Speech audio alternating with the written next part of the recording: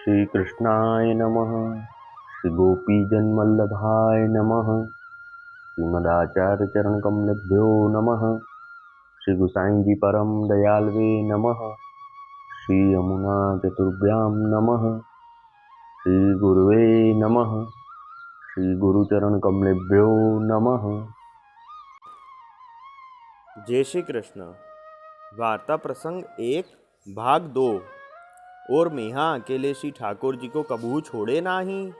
एक दिन मेहा श्री गोकुल आवे, श्री गुसाई जी के दर्शन करी जाई। एक दिन मेहा की स्त्री दर्शन करी जाई।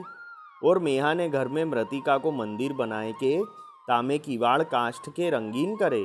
सो तामे श्री ठाकुर जी को सिंहासन पर पधराए, तहाँ ही सिज्या रहे। सो रात्रि को किवाड़ लगाए के दो अपने अपने ओसरे रखवारी करे। और मेहा ने श्री यमुना जी के किनारे खेती करी। सो मेहा खेत पर जाई, तब मेहा की स्त्री अकेली रखवारी करे। या भांति दो मिली के अत्यंत स्नेह सो सेवा करे। सो या भांति कछुक दिन बीते। सो एक दिन श्री गुसाई जी विचार किए, जो अन्नकूट के दिन 10 रहे हैं। तब सब वैष्णव सेवक सो कहे, जो अन्नकूट के दर्शन को श्रीजी द्वार चलनो है। सो कौन कौन चलेगो।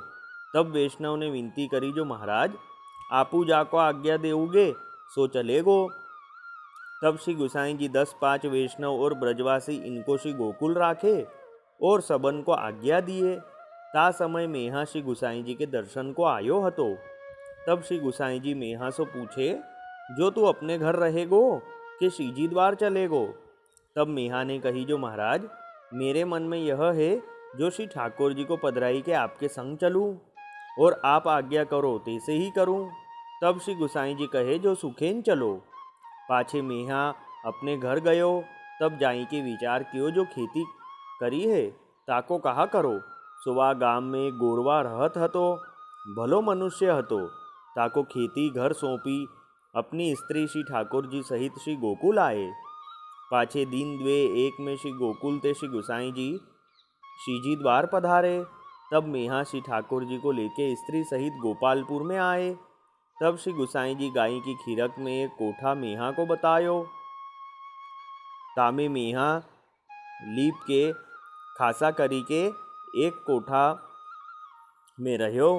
सो अन्नकूट की ठोर करियो, मृतिका को मंदिर बनायो, यथाशक्ति थोड़ी थोड़ी सामग्री करियो। श्री गुसाई जी श्री नवनीत प्रिया जी सहित सातों स्वरूप ले श्री गोकुल ते पधारे। गोवर्धन पूजा श्री नवनीत प्रिया जी ने करी। पाछे सातों स्वरूप सहित श्रीनाथ जी अन्नकूट अरोगे। सो मेहा श्रीनाथ जी के अन्नकूट के दर्शन करी विवश भयो। सो मेहा को साक्षात अनुभव भयो। सो भाव सहित मेहा अपने घर आयो। तब मेहा की स्त्री दर्शन को गई। सो बाहु को साक्षात अन्नकूट लीला को दर्शन भयो। पाछे आप खीरक में आए के अपने श्री ठाकुर जी को अन्नकूट भाव सहित पूजे। सो साक्षात दर्शन श्री ठाकुर जी के मेहा और मेहा की स्त्री को भये। ता समय मेहा ने यह कीर्तन सारंग राग में गायो। हमारो देव गोवर्धन पर्वत, गोधन जहाँ सुखारो। सुरपति को बलि भाग न दीजे, कीजे मतो हमारो। पावक पवन चंदन जल सूरज, वर्तत आज्ञा लीने। ता सुरपति को कियो सब होत है, कहा इंद्र के दीने। जाके आस पास सब ब्रजकुल, सुखी रहे पशुपाले। जोरो सकट अछूते ले ले, भलो मति को तारे। बड़े बैठे बिचारी मति करो, पर्वत को बलि दीजे। नंद राय को कुंवर लाडिलो, कान कहे सो कीजे। माखन दूध दयो धृत पक ले ले, चले सकल ब्रजवासी। मीटियो भाग सुरपति जिन जानियो, मेघ दियो मुकराई। मेहा प्रभु गिरी कर धरी राखियो, नंद कुंवर सुखदाई। फिर एक और पद गायो। सुनिए तात हमारो मत, गोवर्धन पूजा कीजे।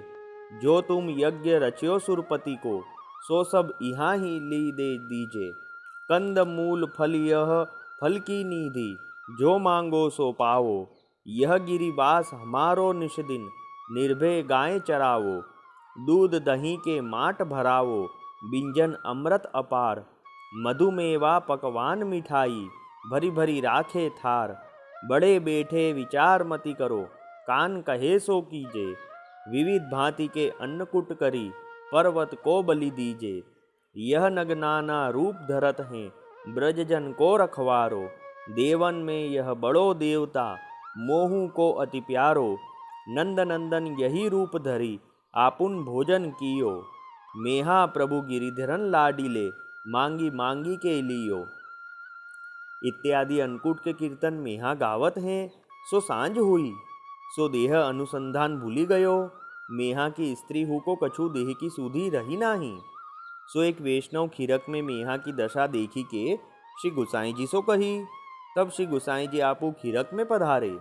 तब श्री गुसाई जी मेहा के कान में कहे, जो कहा समाचार है। तब मेहा ने श्री गुसाई जी को दंडवत कियो। तब मेहा सो श्री गुसाई जी ने कही, जो बेगी भोग सरावो, श्री ठाकुर जी बैठी रहे हैं। यह कही के श्री गुसाई जी पधारे। सो स्नान करी के पर्वत ऊपर पधारे। शंखनाद करी के श्रीनाथ जी को उत्थापन करे। पाछे सेन ताई पहुँचे अनुसर कराए के पर्वत ते नीचे पधारे। सो महाप्रसाद सबन को दिए। पाछे बालकन सहित आपू भोजन कियो। पाछे श्री नवनीत प्रिया जी को पधराए के सातों स्वरूपन सहित श्री गुसाई जी श्री गोकुल पधारे। पाछे मेहा श्री गुसाई जी सो विदा हुई के गोपालपुर में अपने घर आए। सो मेहा के ऊपर श्री गुसाई जी की ऐसी कृपा हती। अब वार्ता का संक्षिप्त सारांश हिंदी में। तो वह मेहा धीमर कभी भी अपने श्री ठाकुर जी को अकेला नहीं छोड़ते। जब मेहा श्री गुसाई जी के दर्शन को जाते, तब इनकी स्त्री श्री ठाकुर जी के पास रहती, और जब स्त्री जाती तब ये रहते, और जब ये खेती करते तब मंदिर की रखवारी इनकी स्त्री करती। ऐसे ये दोनों मेहा और उनकी स्त्री दोनों परस्पर मिलके भाव से और स्नेह युक्त श्री ठाकुर जी की सेवा करते।